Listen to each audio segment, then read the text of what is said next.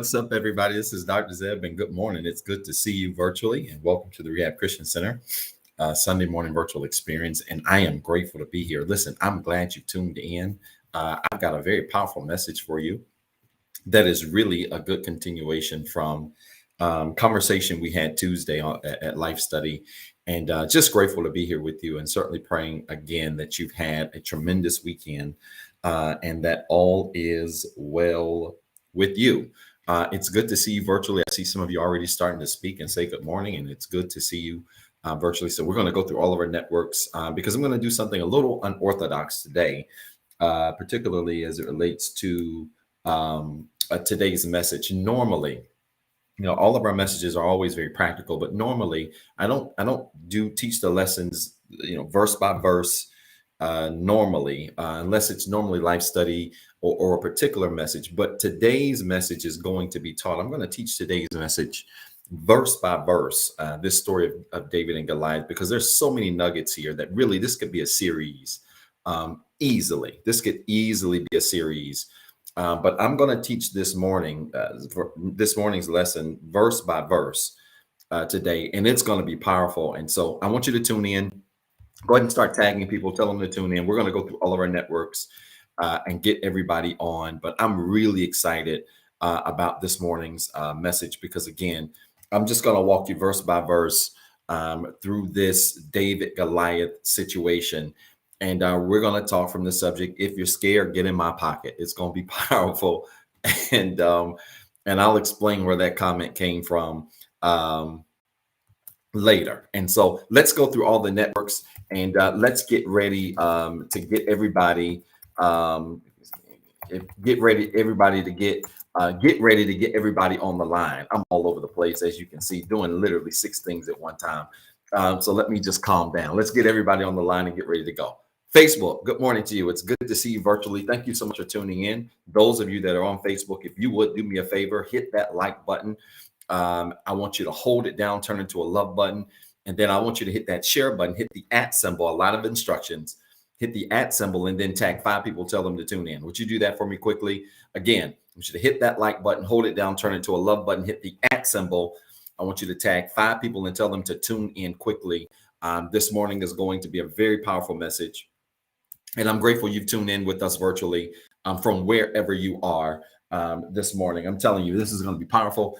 Grab my pen. This is going to be powerful, and I'm grateful to be here. So good morning, Facebook. If you have not already, make sure you say good morning in the chat area. If you have not said good morning in the chat area, say good morning in the chat area. Speak to everybody as you come in. And then again, hit that @ symbol. I want you to start tagging 5 people and tell them to tune in, get on the line right now, because this is going to be powerful. All right. Thank you so much, Facebook. Good to see you. Instagram, good morning to you. It's good to see you virtually. Those of you that are tuned in via Instagram, if you're on Instagram, don't be shy. Say good morning in the chat area. Fill it up with hearts. Let me know you're there. And then if you're on Instagram, I want you to hit that @ symbol. I need you to tag 5 people. Tell them to get on the line quickly. I am going to teach this morning from the subject, if you are scared, get in my pocket. And I'm going to be in 1 Samuel chapter 17. And I'm literally going to walk through this story of David and Goliath verse by verse. It's going to be powerful. There's so many nuggets here on leadership, fear, courage that we can really live this morning. This is going to be a very powerful message. And you're going to have a lot of notes to take. You're going to have a lot to take with you through the week to really energize you. And so good morning to you, Instagram. Again, if you're on, fill it up with hearts, say good morning, hit the @ symbol, tag 5 people, tell them to tune in, and let's get the party started right. YouTube, good morning to you. Those of you that are tuned in via YouTube, thank you so much for tuning in. If you're tuned in via YouTube, do me a favor. I want you to like this video. If you have not subscribed to our YouTube channel, make sure you subscribe to our YouTube channel. You can find us at the Rehab CC. That's at the Rehab CC on YouTube. You can find us there, and you can go back and you can take a look at all of our messages on YouTube. You can go back and check out everything that we've taught.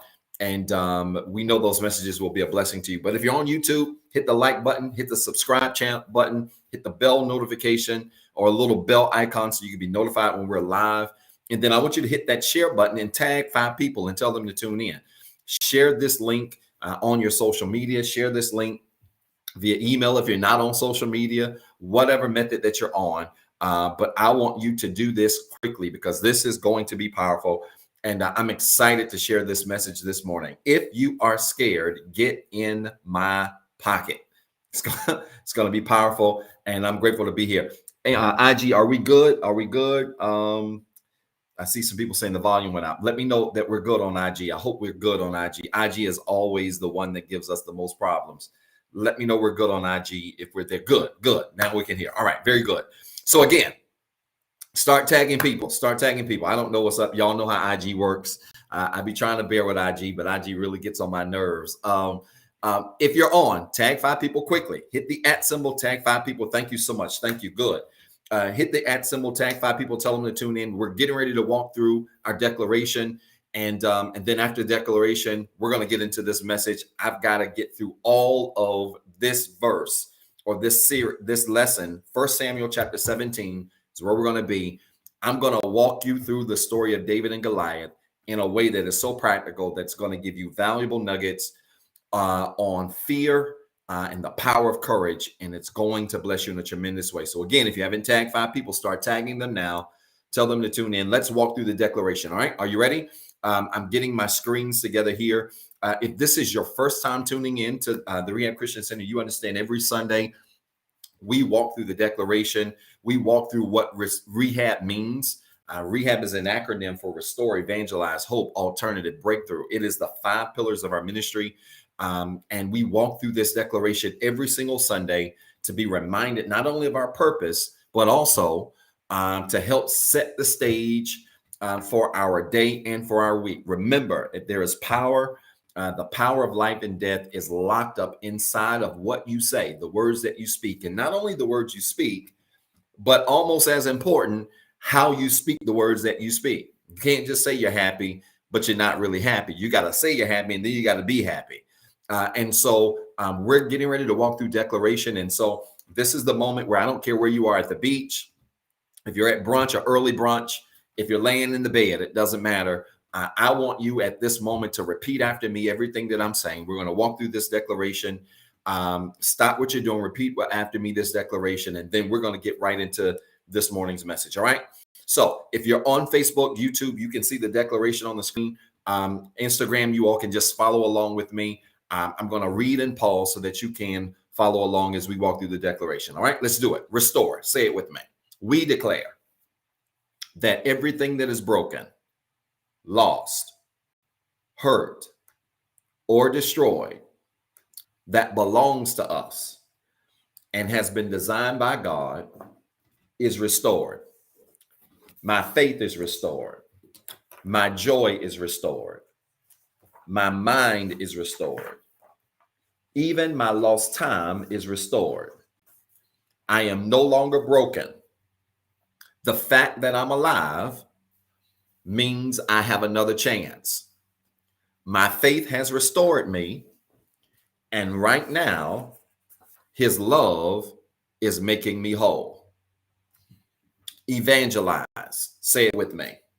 We declare that God helped us so we can help somebody else. He loved me when I was unlovable. He changed me when I was a mess. His love lifted me when I was down. I'm not perfect, but I'm free. And anything that came for me can't keep me. Because I'm free, my circle is next. My family is saved. My friends are blessed. My plans are successful. My goals are ahead of schedule. And anything connected to me is blessed, just like me. Hope. Say it with me. We declare that everything that is missing is not lost. In Jesus, I have hope. And this hope makes me confident. It doesn't matter what happens to me or around me. I'm going to win. My relationships are winning. My goals are winning. My family is winning. My neighbor is winning. This city will win, and my row has the victory. My past is defeated, and my future is brighter today than it was yesterday.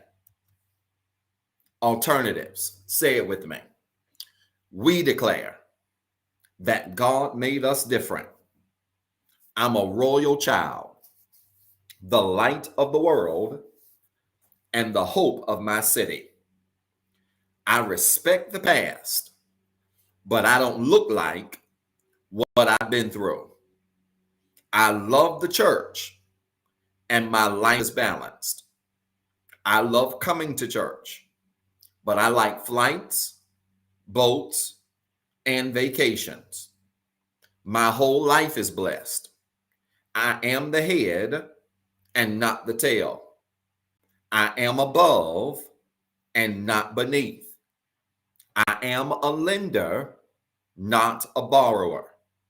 And every place I go belongs to me. Breakthrough. This is the last one. Say it with me.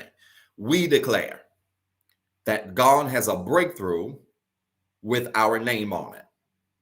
I have some challenges, but I am not defeated. No weapon formed against me can prosper. And I know that all things are working for my good. Things are not breaking down. They are about to break through. There is a breakthrough in my career. There is a breakthrough in my home. There is a breakthrough in my health. There is a breakthrough in my finances. I am here on purpose, for a purpose, and everything that went wrong is getting ready to turn around. Did you make that declaration with me today? If you did, I want you to do me a favor. We've been declaring this since the first Sunday in January. And here we are, the middle of October. This year is almost done. I want you to type it in the comments now. It's already done. Come on, quickly. I want you to type it in the comments now. It's already done. It's already done. I'm here to declare to you that on the 17th day of October, that everything God promised the first week in January to do this year, he's still going to do it. You've got to believe it. You've got to walk in it. You've got to have the faith to know that everything that you're believing God for is already done. Come on, type it quickly. It's already done. I was about to tell you to say it. You can say it too if you want to. It's already done. It's already done. God's making it happen. God's moving things out of your way. God's moving things in your way. Things are not happening to you. Things are happening for you. I want you to type it in the comments now. It's already done. It's already done. God's making it happen. And I need you to walk in that kind of faith and victory, not just today, but through the entire week. I need you to walk in a posture of faith and victory, knowing that every single promise God's made for your life, concerning your life, it is already done. Come on. If you have not invited 5 people, I want you to do it quickly. You can even tag them and tell them at such and such, it's already done. Do it quickly, because this is going to be a powerful message and I'm ready to get into it. Come on. If you have not tagged 5 people, do it quickly. I'm going to be in 1 Samuel chapter 17 today, and I'm going to start right around verse number 20. And I don't know if I'm going to get through all of this today, because we've got to get down to about verse 40. Oh man, we got to get down to about verse 51. So we've got to get through about 31 verses. I don't know if that's going to happen today. So this may very well be a part 2 next week, but it's so critical. Let me tell you why. Because so many people are paralyzed in their life by fear. They've allowed fear to paralyze them, so much so to the point that, as I said Tuesday, that for many of you, the only thing that's keeping you from being what you need to be and who you want to be and who you desire to be is not your degrees, is not what people think about you. It's fear. Fear can paralyze you and literally keep you in position and keep you stagnant and not keep you pushing forward. And so today we're going to talk from the subject. If you are scared, get in my pocket. If you are scared, get in my pocket. And I've got to say, with all transparency, we're going to be in 1 Samuel. Thank you, Sister Swan. 1 Samuel chapter 17 is where we're going to be. We're going to start at verse number 20, Again, if you're scared, get in my pocket. I want you to tag 5 people quickly, tell them to hop on. This is going to be good. We're going to walk through this whole story verse by verse. I'm going to give you context. I'm going to give you content. We're going to give you revelation. This is going to be powerful. So I need you to tag 5 people quickly. Now, let me tell you in all transparency, because I want to get right into this. And I want to tell you in full transparency. I've got the text here over here. Let me tell you in full transparency where this topic came from. Many of you know that my father is not only just my father and not only just my pastor. My father was also my 7th and 8th grade basketball coach, my AAU basketball coach, my 9th through 12th grade track coach, my 9th grade world geography honors teacher, my 12th grade assistant principal. So, you know, you can imagine it was kind of tough to be in school when your daddy is your teacher. Your daddy was one of your principals. Like, you know, you would think it would be easy. It wasn't easy. You know, daddy was not easier on me because he was my daddy. In fact, it was the opposite. He was way harder on me. You know, there were many days I did not like it. Many days my mama didn't like it. And I've shared this story even with my students when I talk to them about leadership things. I've never really seen my parents argue a lot, but I have seen them get into arguments where I was dismissed. We were dismissed from the room. You know, mom was mad because daddy was coaching extra hard. I would come home from practice literally eyes watery red because practice was hard. He was always tougher. And he always did a great job of drawing a delineation between being my father, but also being a coach or being a teacher. He never blurred the lines. And that's what kept him fair in his work. That's what kept him honest in his work. And that is a model of leadership that I've always tried to mimic. Doesn't matter if I'm dealing with my family members. Doesn't matter if I'm dealing with close friends, whether it's in work, business, ministry, whatever. You know, relationships are relationships and business is business. And anytime you blur the lines, you cease to be effective in business, or you cease to be effective in ministry or whatever. And that's a different message for a different day. But he used to say this. You would be out on the court and, you know, we'd be getting ready to play somebody that was really tough, that was going to be a hard opponent. And you know, we may actually be on the court playing this team.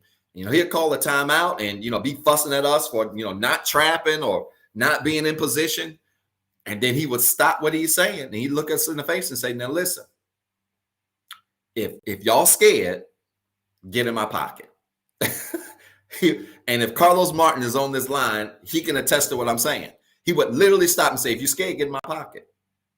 Because all of us can't be scared. You can't overcome this opponent if you're scared. You're not going to run this 800 meters if you're scared. You're not going to beat this opponent on the court if you're scared. If you're scared, then get in my pocket. And what he was saying is, if you're afraid, then get with somebody who ain't, right? And to this day, I think Mama just said, he still says it. It's so funny to hear him say it. And I don't know where he got it from or if he came up with the phrase, but he would literally look us in the face and say, if you're scared, get in my pocket. And what he meant is, if you're afraid of the moment, get connected to somebody who is not until you can get it together. Here's your very first bullet point before I go into a single message. You ready? Or a single verse. Here's your very first bullet point. If you can't handle where you're going, get with somebody who can. Quickly. If you can't handle in your life where you are going, you need to get with somebody. You need to connect with somebody who can. Because I'm going to tell you this, and here's the God's honest truth. Sometimes you can't even see the life God has planned for you because you look at your past and you look at who you are and you think there's no way God can give me that kind of future with that kind of past. And oftentimes we can't see what God's trying to do to us and through us because we're looking through the lens of where we came from. We're looking through the lens of what we've done. We're looking through the lens of all of our challenges. We're looking through the lens of not having a degree, right? We're looking through the lens of anything negative in our history that may say to us, we can't become what we want to become. And so sometimes It is critically important that you link with people who can see in you what you can't see yourself. All right. If you can't handle in your life where you're going, get with somebody who can. Because all of us are, every now and then, let me take that back. Every now and then, all of us will get to a place where God is taking us to a place that we can't see it ourselves. And this is why it pays to be linked to people who have faith that's bigger than yours, who have vision that's bigger than yours. This is a big one.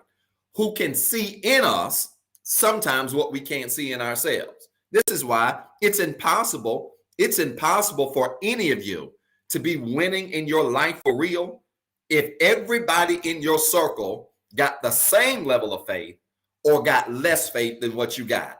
I'm going to say it again. It is impossible for you to be winning for real in life if everybody in your circle either has the same level of faith or have less faith than what you got. You got to have one or two people in your circle who can see stuff you can't. Are y'all listening to me? You got to link with one or two people in your circle who can see stuff you can't. Because if you don't, you will eventually find a Goliath on your path. And if all of y'all got the same level of faith or less, y'all not going to fight that giant. Yeah, I got some people in my circle that's the same level of faith as what I have. I have some people in my circle whose faith is not where I am, where my faith is. And so in many ways, I am the person that can sometimes see in them what they can't see in themselves. And there's nothing wrong with that. All right. So I've got people in my circle that are really closely connected to me who can't see in their lives what I can see in their lives, who don't have the faith in their lives to be able to see where they're going because of where their level is. So I've got some of them in my circle, but I also have some people in my circle who can see stuff in me that I ain't quite figured out yet. Right. So you got to have all three. It's okay to have people who can't see what you see because you're going to help them. It's okay to have people in your life who see as you see because y'all going to encourage each other. But then you also need to have people in your life who can see what you can't see, who are strong where you're not strong, so that they can push you to your next level. Y'all got what I'm saying? Right? That's three different categories or three different layers of people that belong in your life. And so every time Daddy looked at us and said, listen, you scared, get in my pocket. What he was saying is, I see something y'all don't. And until y'all see it, get in my pocket and let me carry y'all till y'all get it together. All right. And it's a powerful statement. Now, let's get into it. 1 Samuel chapter 17, verse 20. Good to see you, Sister Sonay. I've been waiting on you. This is good. Watch this. Look at this. 1 Samuel chapter 17, verse number 20. I think that's what I said. All right. Look at this. I'm in the New Living Translation because I wanted to explain this in a way that makes sense. Again, you got to link with people who sometimes can see what you can't see until you can see it, right? Until you can see it. And you've got to have, if you're one of those people that are in the strong position, you've got to have the patience to bear with people until they can see it, right? You got to have the patience to bear with them until they can come to an understanding of who they are, all right? Look at this. 1 Samuel chapter 17, verse 20 says this. So David left the sheep with another shepherd and set out early the next morning with the gifts, as Jesse had directed him. He arrived at the camp just as the Israelite army was leaving for the battlefield with shouts and battle cries. Now, I can't go through every single verse. I don't know how I'm going to get through all of this today, but I'm going to try to get through at least half of it. This is so many nuggets in here. But let me say this. David is heading to the battlefield, but he is leaving the workplace. He's leaving from tending sheep to head to the battlefield. And he's heading there not in position to fight. He's heading there initially in the position to support the fight. His number one job at this time, in this junction, at this verse, because context is important.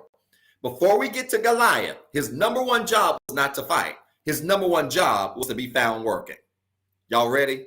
Here's your second nugget. I want you to record this. easy to walk in courage when you mind in your business. It's easy to walk in courage when you minding, you can say your business or you can say minding yours. I get so tickled when people say minding yours or mines. Mines takes me out. Me and mines takes me out. I'm sorry. Just when people say I'm minding me and mines, that just takes me out. It's easy to walk in courage when you minding your business. What you getting at, preacher? David, before he gets to the battlefield, his number one obligation wasn't to fight. His number one obligation was tending sheep. And some of us don't have courage because we are physically all over the place. Instead of you being where you're supposed to be, you everywhere else but where you're supposed to be. So when it's time for you to have courage, you aren't prepared to operate and walk in courage because you're so scattered. See, the beautiful thing about minding your business, God knows I ain't got time. The beautiful thing about minding your business is that when you mind your business for real, when it's time for you to operate in courage, right? When the devil sends things towards you, when life sends things towards you, when drama finds you, whatever, you can easily attack that stuff because you have been where you have supposed to have been. Many people don't have courage because they all over the place. Like you worried about stuff that ain't got nothing to do with you. You worried about stuff that ain't in your assignment. You worried about stuff that ain't got nothing to do with your business, ain't got nothing to do with your family, ain't got nothing to do with your career. You just all over the place. And then you wonder why when life hits you with something hard, you have no courage. The reason you have no courage is because you have no focus. That's exactly it. And minding your business helps you to stay focused. If you want to walk in courage, mind your business so you can learn how to stay focused.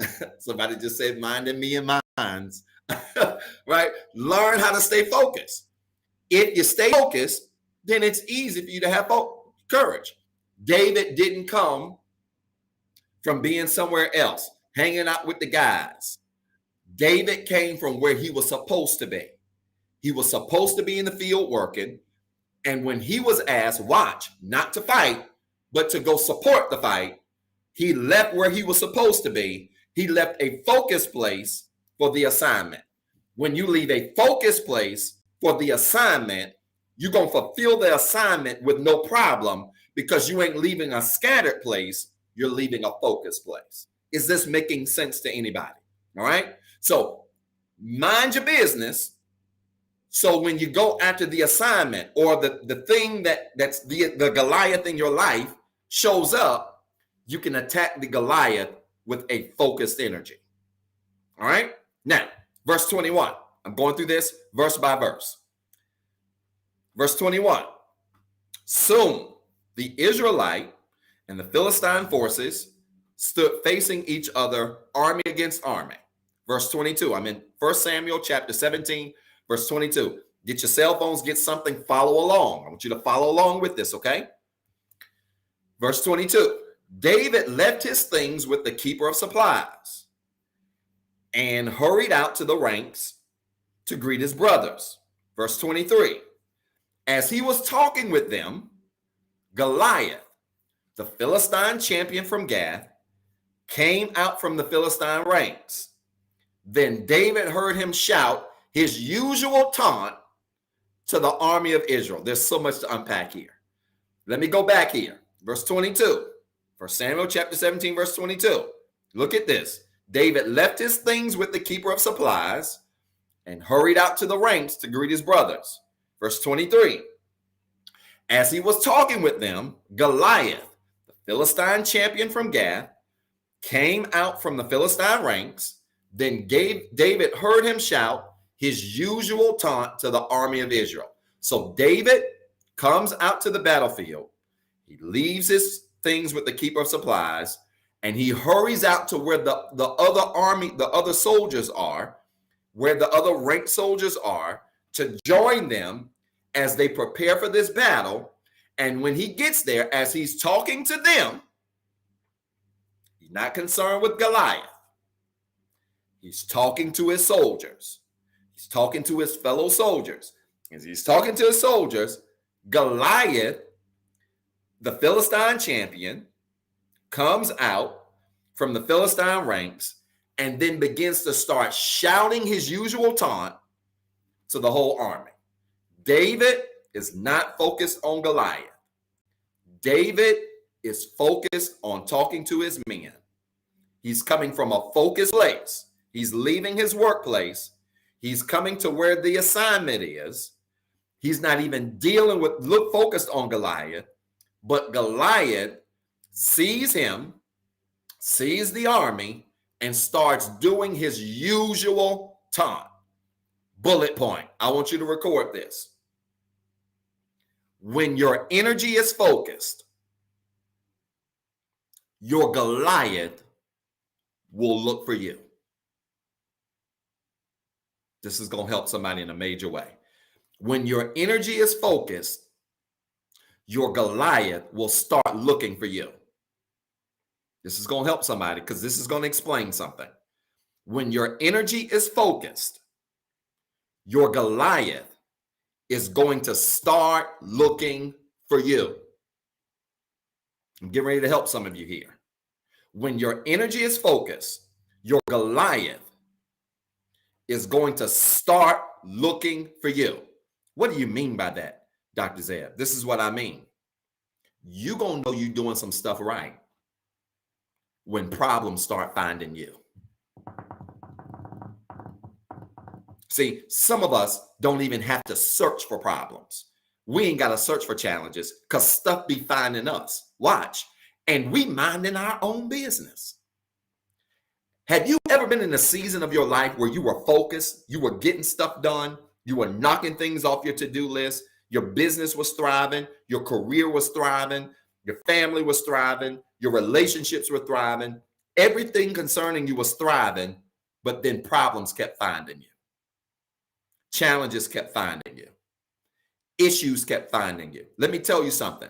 Stop blaming the devil. Let me help you. Stop blaming the devil. Sometimes God sends Goliaths into your life to remind you that your energy is real focused. Y'all not listening to me. Some of the problems you got right now is really confirmation that you're in the right place. Swan, that will preach. They don't want this word today. Some of the problems you're dealing with is really not a problem. It's a reminder. I want you to put this in the comments right now. Some of my problems are really reminders. You thought that because certain things were coming at you in your life, oh, this got to be the devil. I take 2 steps forward, I get knocked back 5 steps. This got to be the devil worrying me on this. This got to be the devil pulling on me. No. Let me tell you something. When you've been doing what you're supposed to be doing, you've been focused on your work, focused on your business, focused on your plans, focused on your goals, focused on your purpose, and stuff finding you. That ain't the devil, that's God. Sometimes it ain't a problem, it's a reminder. It's a reminder that you are focused. It's a reminder that you are doing what you're supposed to be doing. This thing really hit me like a sack of bricks this week because I had to take a couple of steps back myself and say, wait a minute, this stuff that's coming at me really is like a mosquito or a gnat at a cookout. You know why gnats show up at cookouts? You know why gnats, N-A-T-S, show up at cookouts? The reason why gnats show up at cookouts is because the food is there. If there weren't no food there, the gnats wouldn't come. And the reason why some of the gnats are showing up in your life is because purpose is there. The reason why some of the gnats, the problems, the issues, the challenges, the drama is just randomly popping up. You thought it was random. Just randomly popping up in your life is because they smell food. They smell a person that's on their purpose. They smell a person that's on their way to their destiny. They smell a person who is moving junk out of their life and focused on their assignment. Because I'm telling you, sometimes the stuff we calling problems really ain't a problem. It's a reminder. It's a reminder that when you locked into your focus, guess what? You ain't got to look for problems. Problems will look for you. When you locked in on your purpose, you ain't got to look for problems. Problems will look for you. When you locked in on your assignment, you ain't got to look for challenges. Challenges are going to find you. And let me take it a step further. You ready? The more you're locked in on your purpose, the greater the challenge. I'm going to say it again. The more you are locked in on your purpose, the greater the challenges that are going to come towards you. Because let me tell you something.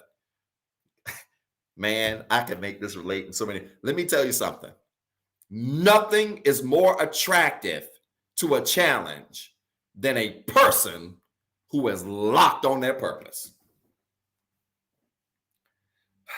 Nothing is more attractive to a challenge than a person that is locked on their purpose. You get locked on your purpose, you become attractive to gnats. You become attractive to drama. There's a whole lot of drama coming some of y'all's way that really ain't got nothing to do with you. It's got everything to do with the glow that's on your life because you locked and focused on your business. You locked and focused on minding and when you get locked and focused on your purpose, you got a different kind of glow on you. You got a different kind of purpose on you. It ain't lighting, it's the glow. You don't even need makeup for this kind of glow. You don't need no ring light for this kind of glow. When you lock on your purpose, gnats find you because of the aroma of the energy that's on your life. The more you're locked on your purpose, the greater the challenges, the greater the attacks. You start getting challenges, attacks, offers from all kinds of spaces because your energy is right. Your focus is locked. Single people, can I help y'all real quick? Are y'all sure y'all want what I'm about to say? Can I help y'all real quick? Let me help you. The reason why you get all kinds of offers when you minding your business, focusing on your career, focusing on your job, focusing on your health, eating right, working out, writing your books, starting your businesses. The reason why you get all kinds of offers during this season of your life is because a gnat can tell when something good has shown up. Let me help you. Don't get frustrated by that. There's some things that's going to fly your way that's a reminder that your energy is lockstep. Now, if they ain't showing up, it's because the food ain't prepared. I hate to be in the cookout mode. Y'all can tell I'm hungry already. It's early. I hate to be in cookout mode, but let me just help y'all real quick. I'm a griller. I love grilling. Let me tell you something. The gnats don't show up when you first put the meat on the grill. Let me just give y'all an easy analogy. The gnats don't show up when you first put the meat on the grill. They don't come at that time. They don't. If you're frying fish, you got a fish pot out on your deck. You can bring out, the raw fish in the water. You have the flour, all that stuff out there. You have it covered. You may see some flies here and there that may try to come around because of that fish, but they're not bothering the meat when the meat first comes out on the grill because that ain't of interest to them. The gnats don't show up until the food is done. When the food is done on the grill, then the gnats show up. Let me help y'all. Some of y'all getting challenges as it relates to being single and dating. Some of you getting challenges in your career. Some of you getting challenges in your finances. Some of you getting challenges in all of these areas of your life. And you thought that you did something wrong. You're getting challenges because you're done. I wish I had Chris Morton in this living room. I would grab a microphone and scream right now. You getting some of the challenges you getting in your life because you're done. Yeah, you done been through the fire. You done been on the grill. We turned you over. You've been doing all of this stuff. And now all of these things are flying at you. All of these challenges in your career, all of these people, you getting all of these date offers, you're getting all of these offers in all of these different areas of your life, and you're wondering why. It's because you're done. You came from a focused place. You've been minding your business. You've been doing everything you're supposed to be doing. And I'm here to tell you, baby, when you're done, the gnats are coming. When you're done, the Goliaths are coming. Because Goliaths don't bother nobody who ain't done. Gnats don't bother anybody who ain't ready.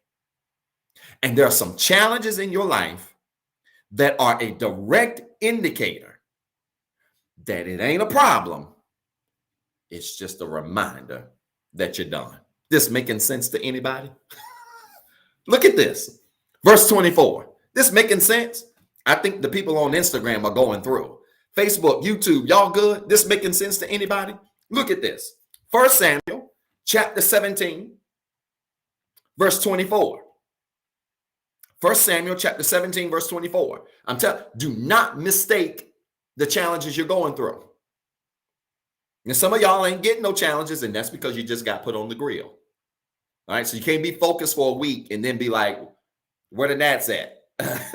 You can't just be focused for a day and be like, where the gnats at, right? And this is especially for you single folk, because some of you single folk, y'all want some Goliaths. That's a different message for a different day. You want some people to come at you.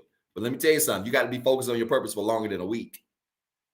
You got to be focused in minding your business for longer than a day, right? So let's not confuse the two. Look at this. 1 Samuel chapter 17, verse 24. New Living Translation. As soon as the Israelite army saw him, they began to run away in fright. I'm in 1 Samuel chapter 17, verse 24, New Living Translation. As soon as the Israelite army saw Goliath, they began to run away in fright. Look at verse 25. Have you seen the giant? The men asked. He comes out each day to defy Israel. The king has offered a huge reward to anyone who kills him. He will give that man one of his daughters for a wife, and the man's entire family will be exempted from paying taxes. Now, this is where I'm going to offend some people. I'm getting ready to offend some people. As soon as the army saw him, they began to run away in fright. That ain't the part that I'm going to offend some people on. This is the part that I'm about to offend some people on. Okay, are y'all ready? It's verse 25. Have you seen the giant? The men asked. He comes out each day to defy Israel. And the king has offered a huge reward to anyone who kills him. He will give that man one of his daughters for a wife, and that man's entire family will be exempted from taxes. Y'all ready for this point? I'm purposefully about to offend somebody. You ready? I want you to record this. Never go into a fight with somebody who's scared. Never enter into a fight with anybody that's scared. I hate to break the news to some of y'all, but the reason why some of y'all can't overcome the Goliaths in your life is because you have what I call scary energy. I'm getting ready to offend some people. You have what I call scary energy. What's scary energy? I'm talking to those of y'all that's scared of everything. Some of y'all have what I call scary energy. You scared of everything. I'm not talking about being scared of stuff like a snake. Look, most people scared of snakes. I'm not talking about stuff like that. But some of y'all are scared of everything. You have a low tolerance for pain and you scared of everything. And let me tell you something. You're crazy to go into a fight connected to people with scary energy. Because if you go into a fight with people with scary energy, eventually that same energy is going to rub off on you. And David does something here. And I don't want to move ahead. I'm about to get to this. But David does something that is powerful that all of you have to do if you ever connected to people with scary energy. Because the reality is you can't remain connected to people who got scary energy. The reason why some of y'all ain't got no courage is because everybody around you scared. Now listen to me. The reason why some of you don't have the courage to change the job because everybody around you is scared. Everybody around you has worked for the same company for the last 40 years, got the gold jacket and the plaque, and they have passed that along to you. And here you are stuck in a job. You've been there for 15 years. You can't stand it. It's paying your bills, but you can't stand it. And you refuse to change because all you've ever known is people in your family staying on the same job forever. And I'm here to tell you that kind of scary energy is going to keep you right where you at. Some of you are scared to relocate. The other opportunities in larger cities, places that you want to try to go after and pursue, and you're scared to relocate. Why? Because everybody around you saying, "Child, girl, you a single mother, girl. Don't you move? Don't you up and you can't move them kids and go start somewhere else and do something. How you gonna make it? You a single mother. How your parents gonna help? Your grandparents gonna? How you gonna do all of this? How you gonna do?" I'll tell you something. When you listen to that kind of scary energy, you're gonna stay right where you at. You're gonna stay exactly where you at. That's scary energy. Here's a big one.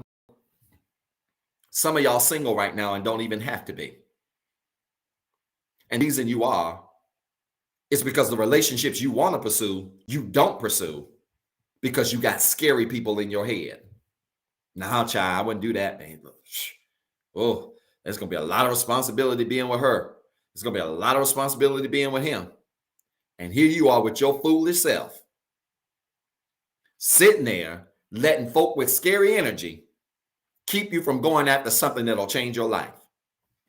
Y'all need to ditch the scary energy. Never surround yourself around people with scary energy. Now, look, everybody has a right. Everybody at some point will come against something that brings out an initial fear. Not talking about initial fear, right? Go back to what we talked about Tuesday, me jumping out of a plane, right? That initial fear that you feel when your legs are dangling out of a plane at 15,000 feet in the air, your ears are popping and you're looking down and all you can think about is your life. That's initial fear. That's normal.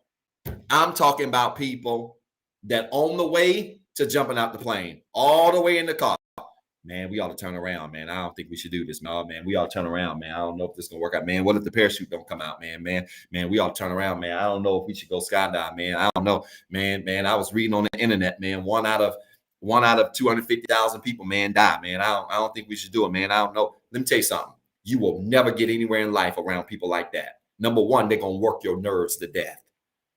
That's number one. Number two, you will never be able to pursue anything meaningful when you got all of that kind of noise and energy in the back of your head and in the back of your ears and in the back of your brain. No, shut up. And this is why, I'm going to be honest with you. This is why the first time I went skydiving, I went by myself because I didn't want to go around nobody who was going to be talking to what in the world, man, Doc said, this thing don't come out, man. You got 2 kids, man. You got, what about church, man? What about all this? What about your business? What? I don't need to hear all that right now. And before I got to hear all of that, I'll go pursue what I'm doing by myself. David gives us a blueprint of how we got to pursue stuff that we're afraid of or that may give us initial fear, but how we got to find the courage to go after it anyway. Because sometimes you got to pursue it by yourself. And that's another whole word for a different day. And that ain't, that ain't no disrespect to the people in your circle. Because remember, we got three different categories. We got people whose faith is where ours is. We got people whose faith is above ours. And we have people whose faith is below ours. So it ain't no disrespect to the people whose faith is below y'all's. But understand, you can't take them on the first skydiving trip because you'll never jump off the plane. You can't take them to the business meeting to start the business because you'll never start the business. You can't take them on the first date because you'll die single. Because they're scared of everything. You sometimes have to pursue certain things by yourself instead of being surrounded by scary energy so you don't end up stagnant on the sidelines. Okay? So never surround yourself with people that have scary energy. Don't do it. Because I'm telling you, if you're operating in courage, if you're walking in courage in your life, that stuff will wear you out. The people, and I'm talking about the people that's quick to tell you you can't. And see, and again, I'm trying to be nice, but let me just take it a step further. You will know these people in your circle because their conversations are always filled with words like can and what if and I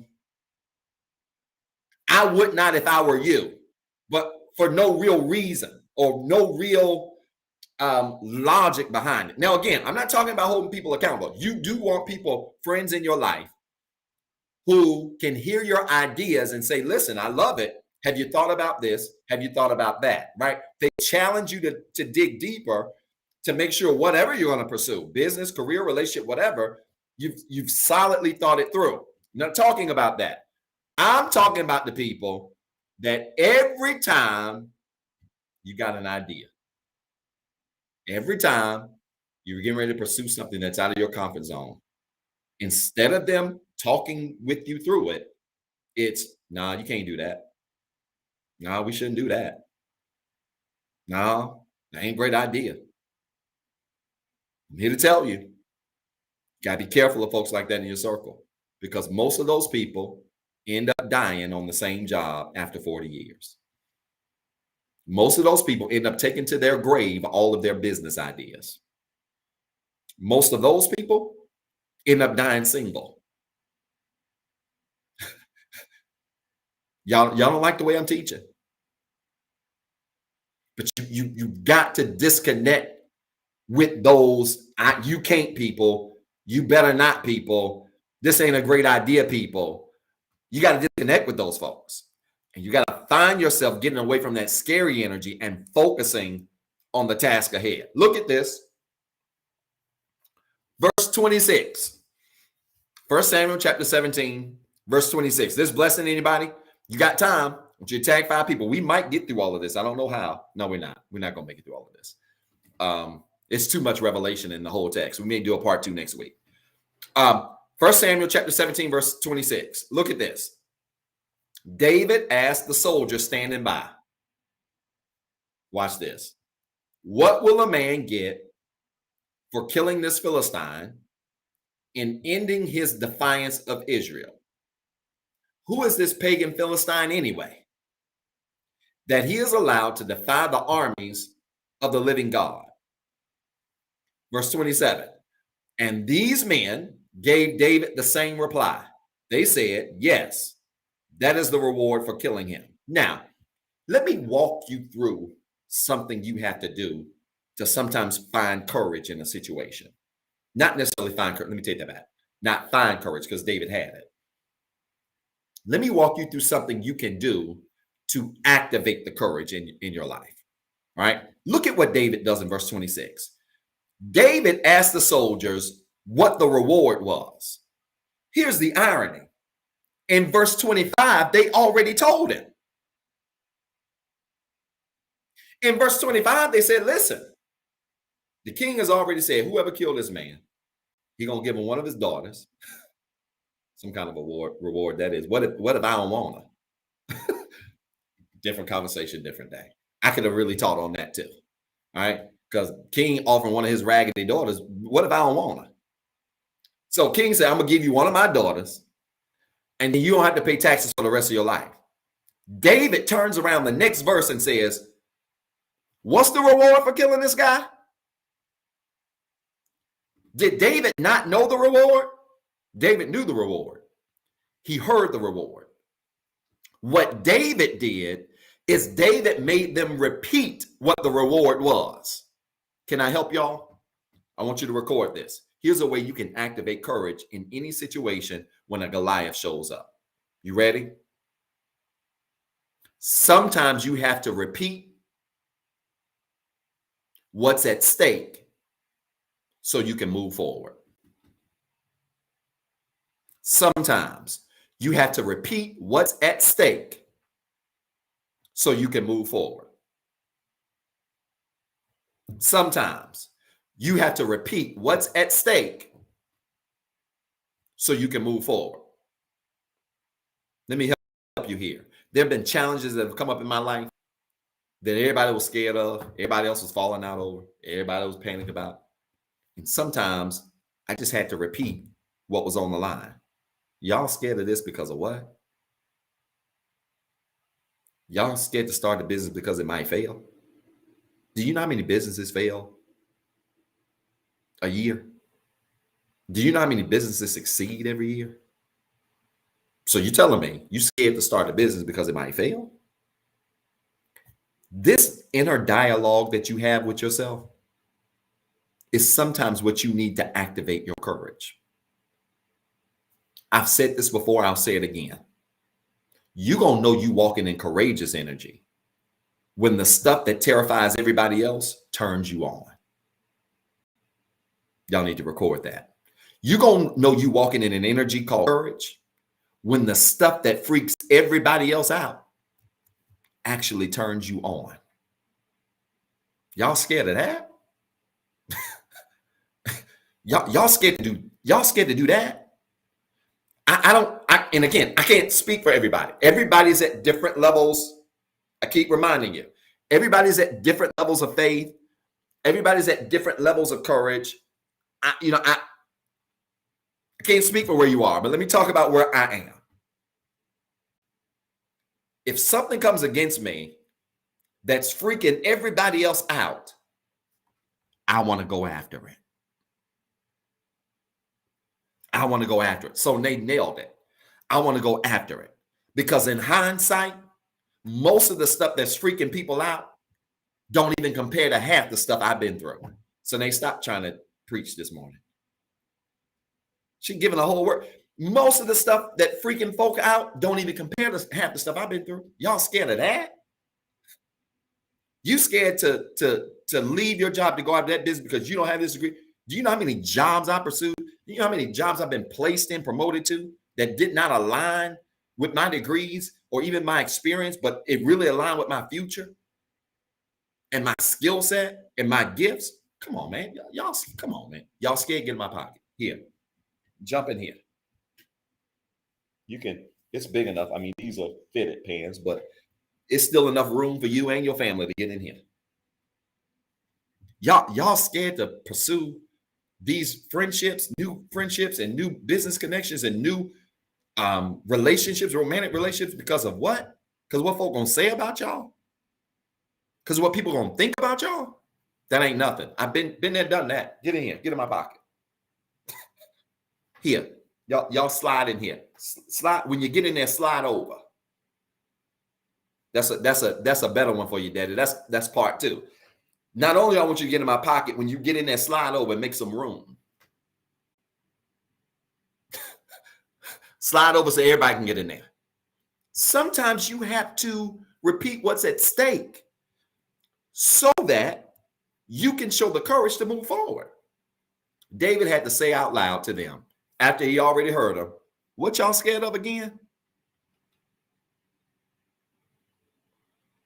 All right, look at this. Verse 28. Watch this. It's getting ready to get better. But when David's oldest brother, in 1 Samuel chapter 17, verse 28. Y'all following along? But when David's oldest brother, Eliab, heard David Watch this. Heard David talking to the men. He was angry. What are you doing around here anyway? He demanded.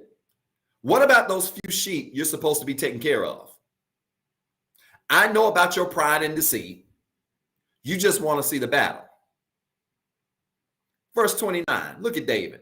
What have I done now? David replied, I was just asking a question. Verse 30, he walked over to some others and asked them the same thing and received the same answer. Again, he asked, so David's oldest brother said, number one, what you doing here? Aren't you supposed to be working? Aren't you supposed to be in the field? And here's the crazy thing about that question. Eliab didn't even know that David was where he was supposed to be. Watch this. Let me make some more of y'all mad. Y'all ready? I want you to record this. When people don't have courage, they'll get mad at you because you do. When people do not have courage, when people are not walking in their own courage, they'll get mad at you because you do. They'll hate you because you walking in your courage.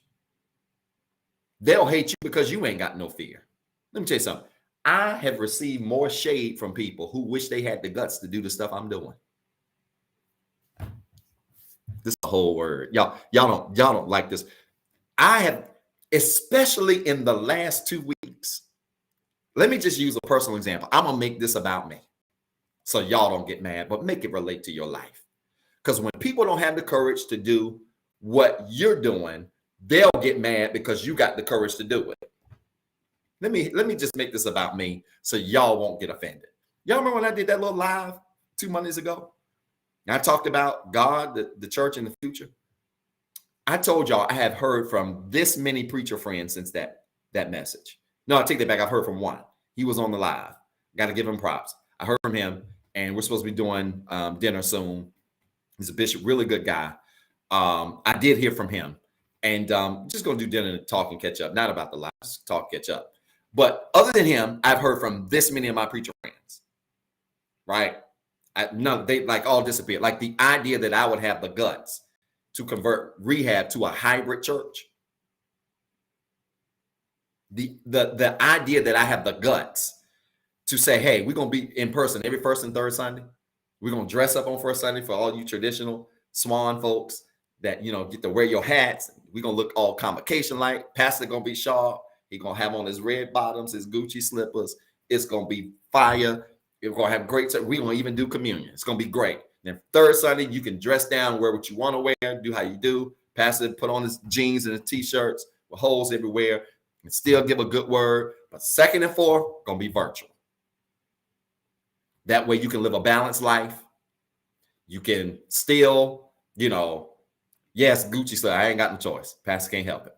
That way, second and fourth, you can catch the word, but you might be on the beach, or you can catch the word, you might be at brunch. You can live a balanced life. Like I like flights, boats, vacations, right? It's the epitome of balance. And how dare you have the audacity to come out in public and say you're going to do that? Let me tell you what the irony is. Y'all want to know the irony? I was talking to somebody this week. And she said something that was powerful. And I knew it was God because it completely aligned with this text here. When people don't have the courage to do what you do, they'll get mad at you because you had the courage to do it. You already know where I'm going, Sine. She said something that was powerful. She said, listen, I don't go to your church. I go to another church in the city. And there's a lot of younger people there, right? Mid-20s, early 30s, early 40s, right? Young people, young middle-aged people that are in that ministry. And she said, we were having brunch last Sunday. So I did the live that Monday. Listen to this. I did the live that Monday. They had brunch the following Sunday. And so my name came up. One of the girls was like, hey, girl, did y'all see that live that Dr. Zeb did last Monday? And a couple of other girls at the table was like, yeah, girl, we saw it. What y'all think? Because I got my thought. So this girl's telling me the play-by-play, how the conversation went. Yeah, girl, we saw it. What you think? What you think? And said the girls was like, child, I wish our pastor would do it.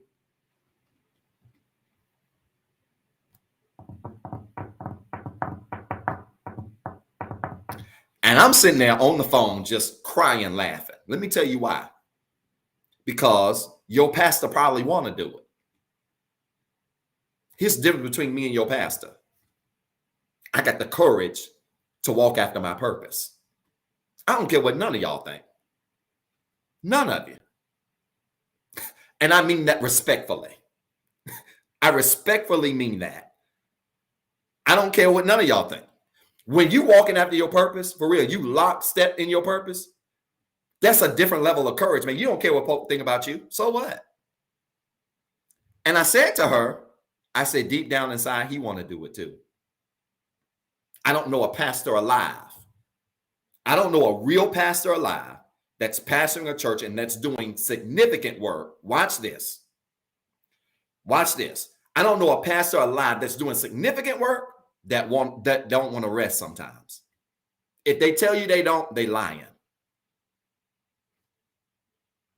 That I don't know a pastor that's doing significant work that does not understand the impact of balance. Period. Let's talk about in the bed praising the Lord. Nikki, be quiet. It's the truth. But I told her, I said, the difference between me and them is that I had the courage to do it. And now they mad because I did it. What you mad for? Why are you mad? Because I had what you ain't got. Come on. And that's what David is dealing with here. Because his brothers are mad at him. But the reality is they mad at him because he's got something that they don't have. And all they got to do is just have it. Folk will get mad at you for going after your purpose because they ain't got the courage to go after their own. They'll get mad at you for starting your business because they ain't have the courage to start their own business. They'll get mad at you for walking away from a job that completely aligns with your degree to pursuing something that ain't got nothing to do with your degree because they ain't got the courage to do it. They'll get mad at you for pursuing that relationship that may not seem ideal to others, that may not be what other people want for you. They'll get mad at you for pursuing it, but deep down inside be like, girl, I wish I had the courage to do it. Lord, if I could just figure out how I could get over what my mama think, and how I could get over what my cousins think, and how I could think about what they're going to say at the family reunion, I sure would do it. That's the difference between me and you. I don't be thinking about none of them. I be thinking about my purpose. I be thinking about my desires. I be thinking about my interests. And the rest of it, y'all can throw in the trash can somewhere. And that's what David teaches us here. And so don't be surprised. I want to say this again. Do not be surprised. You're going to know you walking in courage for real when the stuff that terrifies some people turns you on. You're going to know you walking in courage for real when, as you walk in courage, people, instead of praising you, get mad at you, get upset with you. I mean, my phone from other people is just as dry as it can be. I know I'm the subject of backroom conversations right now. This boy's losing his mind. No, I'm not. Y'all watch how hard rehab go. Just watch. There's nothing.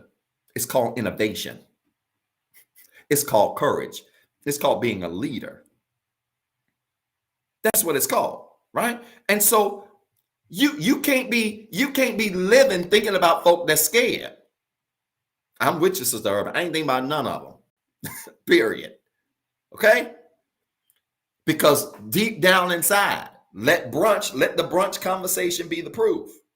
There's a whole lot of people behind the scenes talking about your courage that wish they had the same courage you got. I'm going to say it again. Y'all go ahead and turn that into a meme and post it. You can put your name on it. This is a free one. There's a whole lot of people behind the scenes talking about your courage, wishing they had the same courage you got.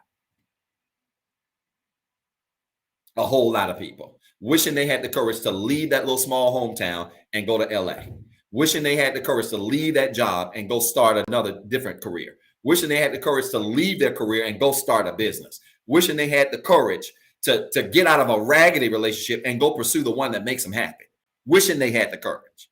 And meanwhile, you sitting there getting all uncomfortable when you don't even realize your courage is actually being an example for somebody else. Some people ain't gonna find the courage to fight until you do it. You the one with the big faith. You the one with the big purpose. Sometimes your faith and your purpose is going to get people out of their scared energy. Y'all, listen, let me tell you something. Because here's the flip side. While I heard from one preacher, I could show y'all, I could screenshot y'all my DMs, Facebook, Instagram, Snap. I could screenshot you all of this stuff, and even my inbox. Even got a speaking engagement out of this. I could screenshot all of that stuff and show you the opposite. While no preachers but one reached out, the people whose faith was not where mine is were hitting me up with messages like, listen, your conversation ain't had nothing to do with me starting this business. This one gentleman, I'll never forget him. He's going to do well. Says, Dr. Zeb, he says, listen, your conversation don't have nothing to do with what I'm about to say about my business. But I put 2 and 2 together. This is one of the most powerful messages I've ever read. He said, I put 2 and 2 together. If you got the courage to step out of a tradition that ain't based in God and to do something that people have never seen, I was watching you talk and I thought to myself, why am I scared to start a business that people have never seen? Why am I scared to open a business that people have never seen if you ain't scared to break a tradition that ain't got nothing to do with God? Uh-oh. So this young man, as a result of that talk, is now getting his business paperwork together. He's getting his LLC stuff together. He's moving in the direction to go ahead and pursue it. Why? Because sometimes when you walk in courage, your decision empowers somebody else to make the same decision. Are y'all listening to me?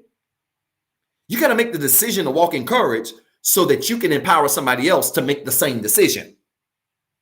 And that's what David did. Now, I got to hurry up and do this. I'll stop. Oh, man. Let's go back to 1 Samuel chapter 17, verse 29. I'm going to read. I think I've already read that, but I'm going to read through 31, and then I got to stop, y'all. I knew we were going to run out of time, so we'll do part 2 next week because we ain't even got to the fight yet. And that's pretty funny in my opinion. But look at this. 1 Samuel chapter 17, verse 29 through 31. Let me read that, and then I'm going to stop here, okay? This blessing anybody? I hope it is. There's so many nuggets here on courage. And I'm just telling y'all just got to get out of this scary energy, man. I'm just in a season of my life. I don't need to be around nobody that's scared. If you're scared, just go over there.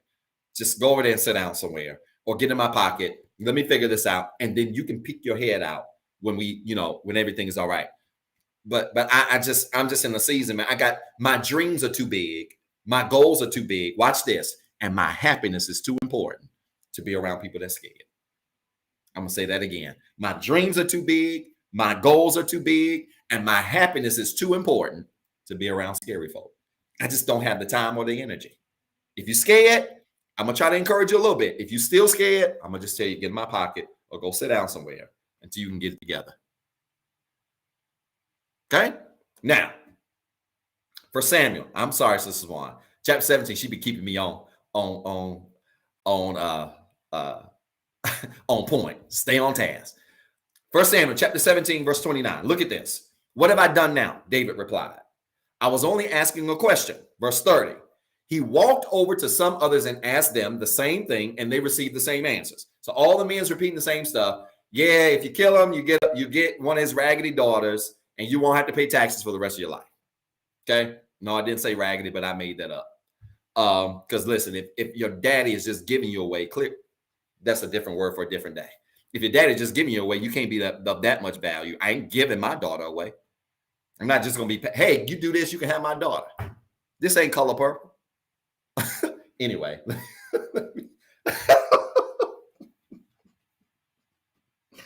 What's wrong with me? Something's wrong with me. All right. Look at verse 31, and then I'm done. Then David's question was reported to King Saul. I'm cracking myself up. Then David's question was reported to King Saul, and the king sent for him. This is important. I'm sorry, Swan. Forgive me. Pastors be having moments. David's question was reported to King Saul, and the king sent for him. Now, this is important, and this is a great place to stop, because watch this. David didn't say a word about fighting Goliath yet. All David said was, who is this guy who has the audacity to say this stuff against God's army? David didn't say he wanted to fight him. Man, this is a word, man. Y'all not listening to me. David didn't say he wanted to fight him. David didn't say, I'm going to go get him now. David didn't say none of that. All David said is, who is this guy running his mouth, and what gives him the audacity to do it? And then the men start talking about the reward that he can get, and he starts asking everybody, you heard the same thing? You heard the same thing? You heard the same thing? And his inquiry gets back to King Saul.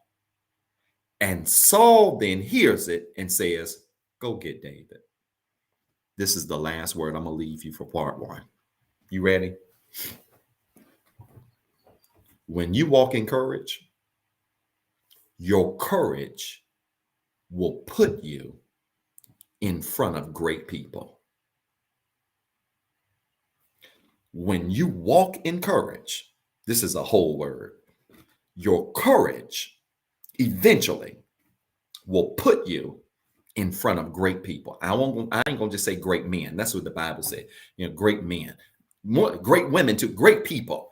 When you walk in courage, your courage will put you in front of great people. Listen, David goes from the sheep house to the army field to the presence of the king, and all he did was ask a question. Who does this guy think he is that he can challenge God's army? Who does this guy think he is that he can put God's army on Front Street and run his mouth the way he running his mouth? And let me tell you what's powerful here. When you walk in courage for real, your courage puts you in front of great people. Your courage will create great opportunities for you. Y'all not listening to me. Your courage will open doors for you.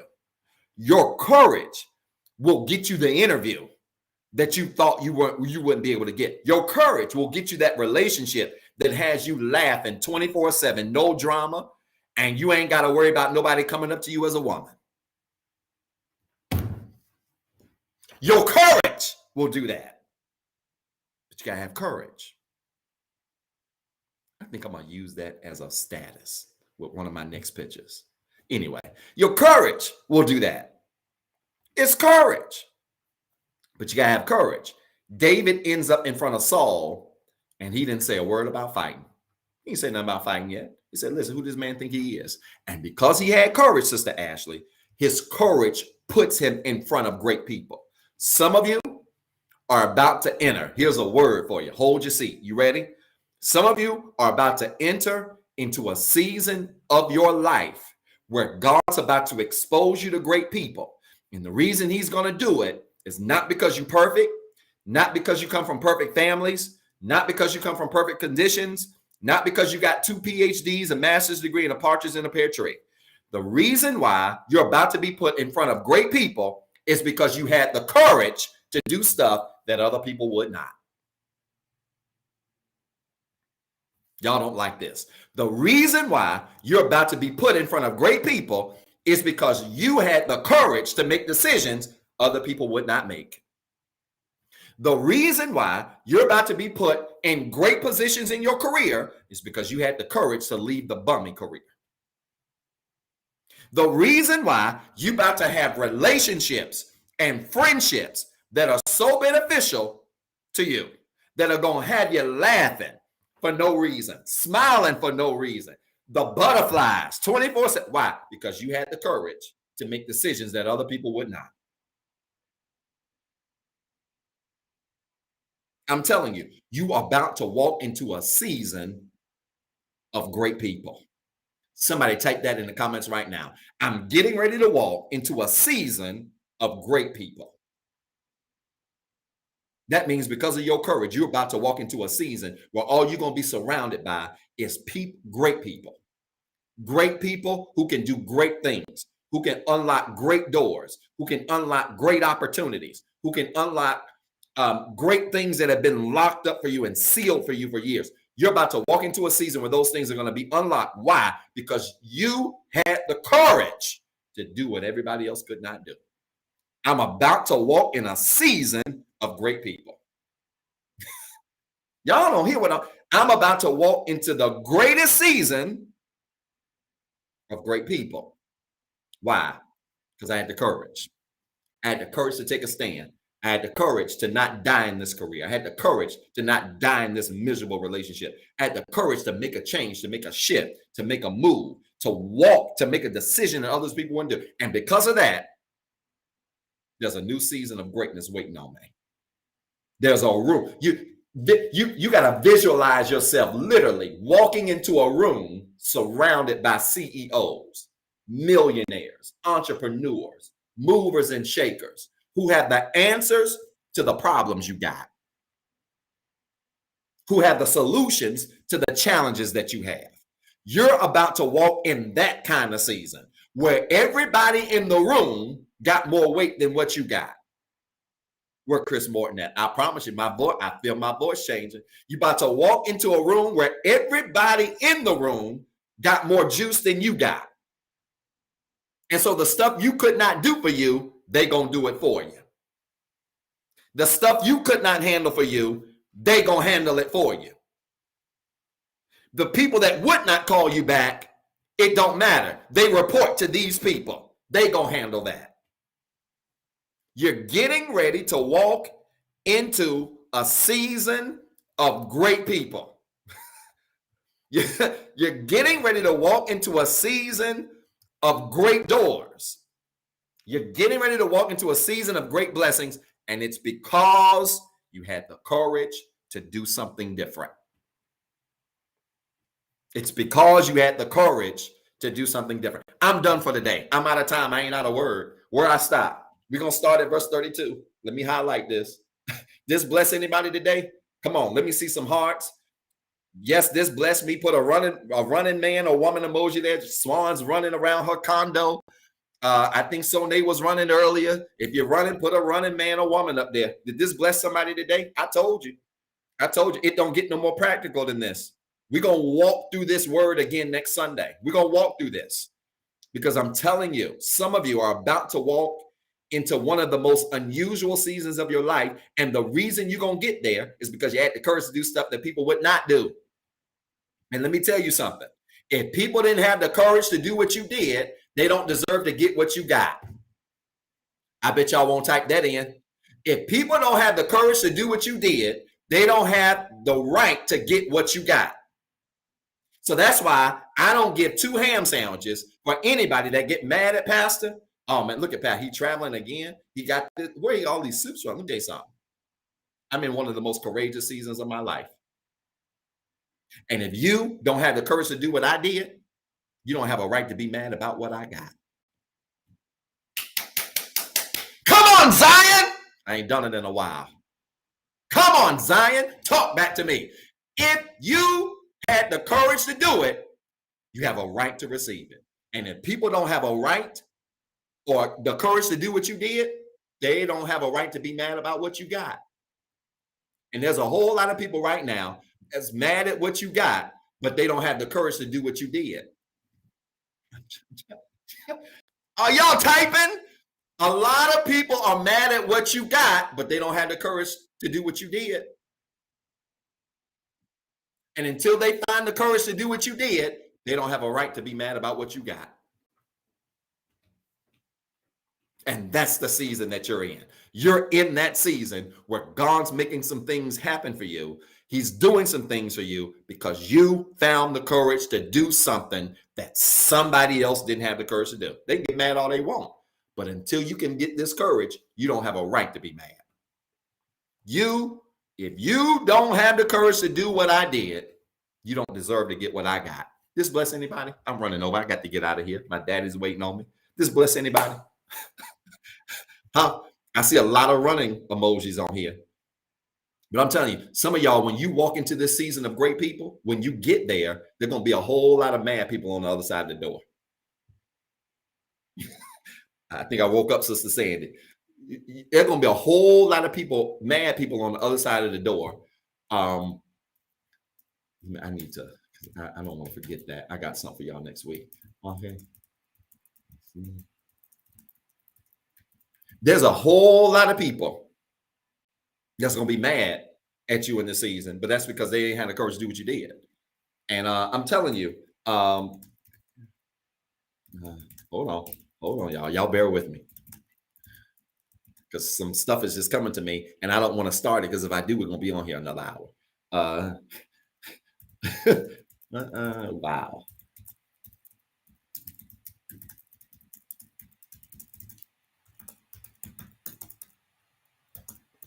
I wish I could say this. I can't say it right now because we'll be on the broadcast for another 40 minutes. But let me just say again, there's a whole lot of people that's mad at you, but they ain't mad enough to find the courage to do what you did. They ain't mad enough to find the courage to do what you did, to make the decisions you made, to have what you got. And some of you got what you got. You got the condo that you got. You live in downtown, big city living. You got the business that you got, and you making all this money every single week. You got the relationships that you have that give you the warm and fuzzies, that make you smile. You got all these things, but they don't realize you made some real decisions to have it. And when you make real decisions that take courage to have it, you got a right to have everything you got. And anybody that's got something to say about it can go kick a cactus rock with no shoes on. Are y'all listening to me? Are y'all listening to me? All right. So let me get to the prayer request, because I see my moderators moving me on. Yeah, it's a big download. I had to type that in. It's a big one. But I'm going to say that for next week, part 2. You got a prayer request? I want you to type it in the comments real quick. Y'all, we got to pray. We got to open up the altar. You absolutely have a right to everything that's coming your way. You have a right to it, because you made some courageous decisions. You went through some very painful, hurtful seasons, right? Because part of that courage also brings about sometimes pain. Y'all type your prayer requests, because the moderators are moving me. And I'm trying to just move on. But part of making those courageous decisions come with pain. There's some days you make courageous decision, you might have to cry yourself to sleep. I've been there. You made a courageous decision, but you literally are crying yourself to sleep. Why? Because you showing courage on the outside, but you're struggling. It's hard. It's not easy. I'm telling you, better days are coming. Let me help you. Weeping may. Where Chris Morton at? If we was at the church house today, the folks would be running right now. Weeping may endure for a night. The word may is not the word will, which means crying's optional. You ain't got to cry over a tough decision. Crying's a choice. Weeping may endure, not will endure. Weeping may endure for a night. Here's the big part. Joy is coming in the morning. So you don't have to cry in what you're in. All you got to do is find the courage to go through. Y'all type your prayer request. Let me shut up. I'm good. I pray that I get my goal before the year end. I pray that a shift will occur, path changes. Absolutely. Successful radiation treatment. Yes, I'm praying for that, Brother TJ. Wow. Successful radiation treatment, better health for me, my family and friends, strong mind, my pastor, better career. I'm praying for you, Brother TJ. Thank you for letting me know that. I'll be fasting for you this week as well. I pray for the world to get better and have empathy for each other. Joy comes in the morning. Nick's trying to preach. I see you, Sister D. Yeah, your prayer request there. Absolutely. I'm praying for these things, that God makes you whole. I'm praying for these things. Praying for my prayers that Chase in life does everything I imagine, and more healing, depression in my family. Praying for these things. Just wonderful prayer requests. Keep them coming, y'all. Come on. Pray for me, my daughter, my family, past and family. Me. Please pray for the Wade Craighead Trotter family, for the loss of our loved one. Absolutely, Sister Bunch. Thank you for telling me that. Though I'm going to kill you for not texting me and telling me. I pray for my friend Alexa and her children to find strength after losing their husband. Wow. Very sorry to hear that, to hear a leader of a family being gone away. I know that's hard, has to be hard. praying for all of these things. Come on, y'all. Come on. More courage to be who I am and not what people want me to be. Continued protection for my kids and all the kids in school. Health, finances, less stress. Absolutely, Sister Ashley. Thank you so much for helping me the other night. Lord knows I thought I was having a kidney stone. I'm still kind of wondering because my back side is still kind of hurting. So if you don't feel better by the end of the day, pastor's got to go to ER. I hate going to that place. Anyway, y'all pray for me. But Sister Ashley is my personal nurse. When I got problems, I reach out to her, text her. She always responds. I appreciate that. Brother Herbert, I see you here. Keep me in continuous prayer that I may have quick shoulder recovery. Absolutely praying for that. Minister Herbert, all of you that have prayer requests, come on. If you've got a prayer request, type it in the comments. If you've already typed it, connect your hands, claps like this is a sign, symbol of faith. Let's pray really quickly. I'm sorry for running so far over, but wow, what a powerful word today. What a powerful word. And I can't wait for part 2 next week. Clasp your hands like this is a sign, symbol of faith. Are you ready? I want you to touch and agree with me. Close your eyes right where you are and let's pray. Father, in Jesus' name, I thank you today for your word. I thank you for this time of gathering you've given us, this time of sharing. We are virtually connecting hands with one another because we touch and agree to believe that this word not only was for us, but this word will be applied to our lives that we might be able to be everything you called us to be and more. Now, God, we touch and agree for every prayer request that's come across this line, every request regarding depression, family, treatments for health, loss of loved ones, sickness, illnesses, the courage to make better decisions, the courage to make courageous decisions.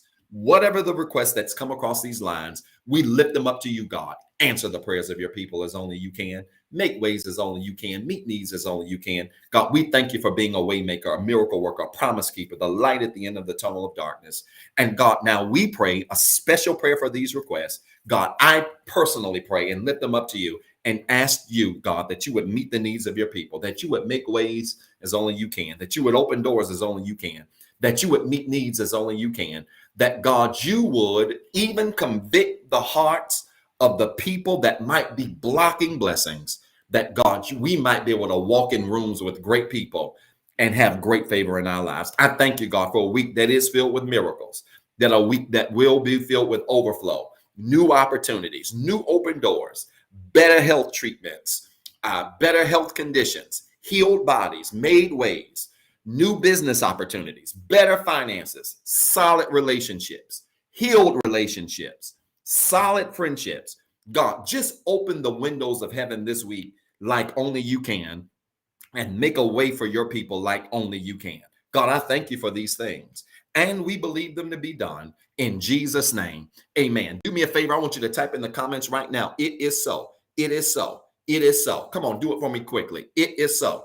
Every time you say amen, you're saying it is so. I want you to type it in the comments now. It is so. It is so. It is so. Come on, quickly.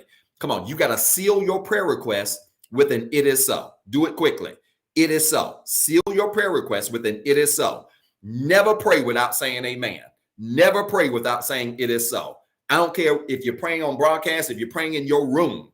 Every time you pray, you got to seal it with an amen or an it is so. Because all that's saying to God is, I know you've already done it. I know you're already doing it. I know it's already in motion. You wouldn't dare pray a prayer that you wouldn't believe. So when you pray it, you got to always seal it with an it is so. Come on, quickly. It is so. It is so. It is so. It is so. It is so. As you're typing it, if anybody wants to be saved, quickly. If anybody wants to give their life to Christ, if anybody wants to dedicate their life to Christ, I want you to stop what you're doing. If you're at brunch, put down the bacon. If you're at the beach, I want you to sit up in the beach chair. If you're in your apartment, your condo, your house, wherever you are, and you're doing some Sunday cleaning, I want you to sit down now. I want you to put the mop down, sit down. I need your undivided attention. If you want to dedicate your life to Christ, if you want to be saved today, the Bible tells us, Romans 10:9, if you confess with your mouth, believe with your heart that Jesus Christ is who he is and did what he did for us, you are saved. Somebody heard this message today on David and Goliath, and it's encouraged you, it's convicted you to give your life to Christ or back to him. I'm talking to you right now. I want you to stop what you're doing, and I want you to pray this prayer of faith with me. If that applies to you, and everybody that is saved that's on the line, I want you to stop what you're doing and say a silent prayer for these people somewhere, New York, California, Texas, that's giving, Greensboro, that's giving their life back to Christ. I want you to pray for them not like it's your brother. Pray for them like it's your sister. Pray for them like it's your mom, like it's your dad. All right. Would you do that for me? If you're listening to me and I'm talking to you, maybe you're watching the replay and you want to be saved, I want you to repeat this prayer of faith with me. Say this with me. I'm a sinner. I'm not perfect. I've made some mistakes. I have some flaws and I have some failures. But I do believe that Jesus Christ was born of a virgin, lived on this earth just like I'm living. He suffered, bled, and died on the cross. But 3 days later, rose again for my sins. Because he lives, I can live. And I am saved. My friends, if you prayed that prayer of faith, I want to welcome you to the royal family of Jesus Christ. You have made a very powerful decision. You've given your life back to Christ, and I'm so grateful for that. Now, go find your church home somewhere. Find your church home that's teaching, preaching the word of God in a way that you can learn, that you can grow, that you can develop, where you can dedicate your time, talent, and your treasure to that ministry. Find that church home. If you need somewhere local, go do that. If you're looking for a church home and you want to be a part of the Rehab Christian Center, I would love to walk alongside you on this journey of faith that you're in right now. Do me a favor, especially as we're making this transition to do some bigger and greater things in the future. If you want to be a part of this ministry, just simply type in the comments now, membership, #membership, and somebody will reach out to you. One of our moderators who works so very hard will reach out to you and get some information from you. And it's that simple. We would love for you to be a part of not the largest church on the planet, not the loudest church on the planet, not the fanciest church on the planet, but by far the nicest church on the planet, the Rehab Christian Center. Would love to walk alongside you on your journey of faith, wherever you are in your journey of faith. And the good news is you ain't got to be perfect to be a member. You don't have to do everything right to be a member. All you have to do is just love God and understand that he's the one that makes things better in your life. So just simply type in the comments, #membership, and one of our moderators will reach out to you, and we would love to welcome you to our awesome ministry. Listen, y'all, I want to challenge you quickly to give. This message, if this ministry, this broadcast has been a blessing to you, if this word today has been a blessing to you, I want to challenge you to give. We believe in tithing. We believe in offerings. And it's through tithes and offering that we have been able to feed over 20,000 people in less than 7 years. I was talking to Sister Bunch in the parking lot this past week, and just really reminiscing over the great things that we've done and the great things that we will do, even in this new format, as we will continue to do outreach and those great things as a ministry. One of the things that our church reputation has really been about is how we have given back and impacted the community. And it is because of your giving we've been able to do that. I want to challenge you today to give your tithes, your offering today. You can give one of 3 ways. You can give via Cash App, $REHABCCGIVE. That's $REHABCCGIVE. You can give through our website by visiting www.rehabcc.org. Again, that's www.rehabcc.org, and simply choose online giving. All right, www.rehabcc.org and choose online giving, or you can text REHABWORKS. Text REHABWORKS to 88202. That's REHABWORKS, 2 words as 1 word. REHABWORKS to 88202, and right to your cell phone, you'll get a link. Click on that link, and you can give right from your cell phone. And God will bless you as you bless us and sow into us. Again, Cash App, $REHABCCGIVE, $REHABCCGIVE. Our website, www.rehabcc.org. That's www.rehabcc.org. Or from our website, or from your cell phone by texting REHABWORKS to 88202. That's texting REHABWORKS to 88202. And you can give right from there. And God, I promise you, will be a blessing to you. How? Good measure, pressed down, shaking together, running over. He will bless somebody to be a blessing to you because of the way you've given to us. Listen, I hope this message has blessed you. I hope it has. If you are just jumping on, I want you to go back and watch this replay because it was filled with powerful nuggets that I promise you will be a blessing to you. Go back and watch this replay. If you're still tuned in, I want you to hit that @ symbol and tag 5 people. Tell them to go back, watch this video, like this video, share this video, subscribe to our channels. You can find us on Facebook, Instagram, and YouTube. Go back and watch this video, this replay, meditate on this message again, apply this message to your life this week, and I promise you, you're going to live a blessed one. And God's going to put you in front of great people because you're walking in courage. Listen, y'all, I love y'all. I'm praying for y'all. Out of time, not out of word. I'll see you Tuesday for Life Study, 7:08 p.m. And then I'll see you again next Sunday at 9:08 a.m. for part 2. And I promise you it's going to be a blessing to you. All right. I love you guys. I'm praying for you. I'm rooting for you. I'll be fasting for you some this week.